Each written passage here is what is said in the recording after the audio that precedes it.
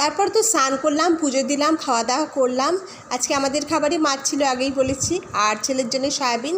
খাওয়া দাওয়া করে বেরিয়ে পড়লাম। রাস্তায় দেখো, রাস্তায় এই গাছটা, আম গাছটায় কত আম হয়ে আছে। এমনি রাস্তার ধারে আম গাছ এখানে আছে, অনেক কটা এরকম আম গাছ আছে, প্রচুর আম হয়ে আছে, দেখতে কি ভালো লাগে। আর এখানে দেখো কৃষ্ণচূড়া পড়ে রাস্তার ধারগুলো পুরো লাল হয়ে আছে, কোথাও কোথাও রাধাচূড়া পড়ে রাস্তার ধারটা পুরো হলুদ।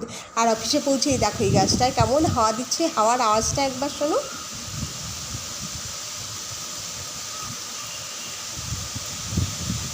কি সুন্দর না, আজকে কিন্তু প্রচুর হাওয়া ছিল। তারপরে অফিসে ঢুকে চুলটুল এলোমেলো হয়ে গেছিলো, একটু ঠিকঠাক করে নিয়ে কাজকর্ম শুরু করে দিলাম। অনেক কাজ জমে গেছিলো, সেই সব কাজগুলো আজকে সারলাম। তারপরেই দেখো টিফিন করলাম দুপুরবেলায়, দুটো নাগাদ, 2-2:30 নাগাদ টিফিন করলাম। তারপরে আরও কাজ ছিল, সেই সব কাজও সারলাম, সারাদিন অনেক কাজ। তারপরে তোমার বিকেলবেলা ফিরে এলাম বাড়িতে, এসে এই ভিডিওটা